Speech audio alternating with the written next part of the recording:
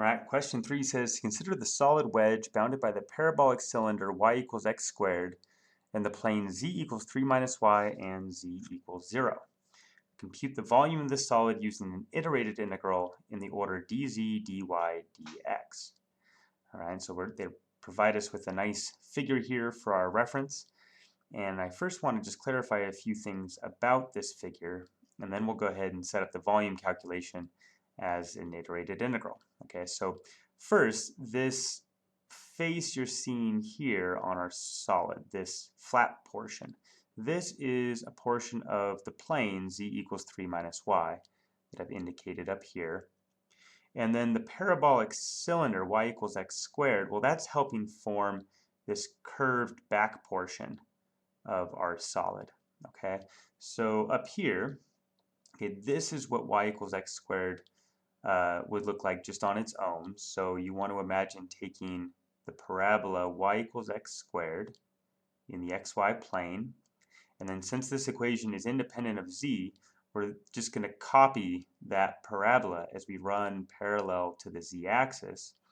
Okay, and I've included a few of those profile curves just to kind of help fill out that back portion that's curved there for you. And so now think about taking this blue plane and slicing into this cylinder, and then we're going to lop off the base here with the xy plane, and that's going to form the bottom of the solid. Okay, so that's how we form this wedge.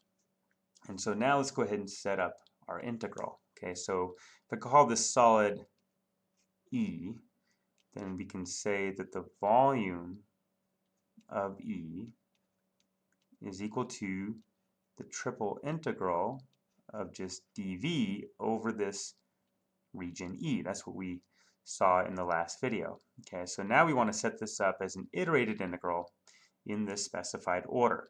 And since dz comes first, that says you're going to let z vary first. So sort of two things to clarify here. Okay, one, think about fixing an x and a y, and then we have to specify, well, in what region are we allowed to fix x and y?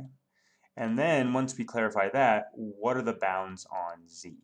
Okay, so to figure out the region in which x and y are allowed to vary, imagine projecting our solid wedge onto the xy plane. Okay, what region are we going to cover? Well, we're going to cover this region right here. Okay, you see that profile curve, y equals x squared. And then the top here is just this horizontal line, y equals 3.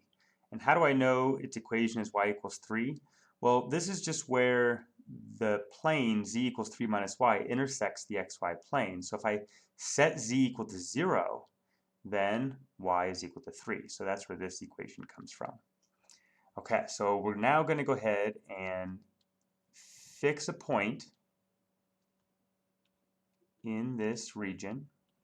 So you can imagine here's that point. Okay, and now we're going to let z vary from here up to, well, this point on the blue plane z equals 3 minus y. So for my integral, okay, the z bounds are going to be from 0 when I'm in the xy plane up to this height when I'm on my blue plane. So the z bounds be from 0 to 3 minus y. All right, so now let's go ahead and look at letting x and y vary through this region down here. And since the order is now dz, dy, dx, y is the thing that will vary next. And so that's going to say, well, letting y vary, we're going to fill out our region with vertical strips. And so at the low end here, y would equal x squared. And then up here, the high end, y is going to equal 3. All right, so for our y integral, our bounds are going to be from x squared up to 3. and then we have our dy. All right, and then lastly, we want to find the bounds for x. And so for that, you have to think about filling out this region in the xy plane with vertical strips. And we're going to vary from this intersection point here on the left to this intersection point here on the right. And so what are these values of x at those intersection points? Well, for the blue line, it's y equals 3, and for the parabola, it's y equals x squared. So if I set y to 3, I get that x squared is 3, so x then could be negative root 3 at the left and root 3 at the right. So these then are going to be the bounds for x. Okay, and then this is my dx. All right, whew. So now let's go ahead and compute this thing, okay? And I'll go ahead and take out the worksheet just to make a little space. So now we'll go ahead and compute the z integral first. And since I'm just integrating dz, I'm just going to get a z and then evaluate it at these bounds. So that's really just going to give me the difference in the bounds. And so here I'll just get 3 minus y. And then we have our dy dx. So next, go ahead and compute the y integral. And that's going to give us 3y minus y squared over 2 as we let y vary from x squared to 3. And then go ahead and evaluate there. So if I plug in 3 for y, I'm going to get 9 minus 9 halves. And 9 minus 9 halves is just 9 halves, so you get that. And then if I plug in x squared, I'm going to get 3x squared minus, well, x squared squared, which would be x to the 4th over 2, and then I have my dx. Okay, so now I could go ahead and just keep plugging away, but there is a simplifying step here I want to point out that will help us. Notice this integrand is an even function, and the limits are symmetric, minus root 3 to root 3. So what we can do is just integrate from 0 to root 3 and then double that result.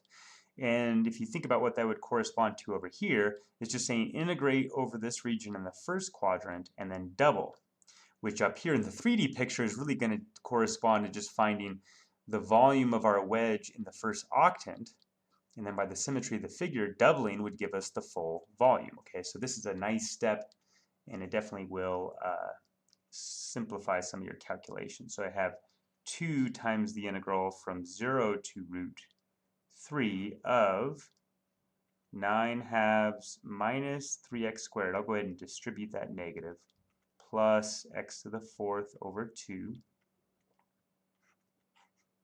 All right, so we're just about there. Let's go ahead and compute now. So I have 2 times, and then I'd get 9 halves x minus x cubed plus x to the 5th over 10. And we're evaluating from 0 to root 3. And you can see here when I plug 0 in, I'm just going to get 0. So that simplifying step is quite nice.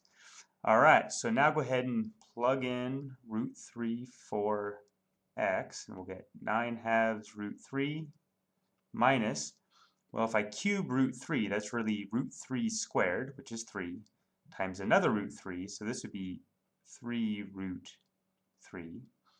And then I'm going to add to that root 3 to the 5th, well, that's root 3 to the 4th, which is 9, times another root 3. So I'd get a 9 root 3, and then that's divided by 10. Okay.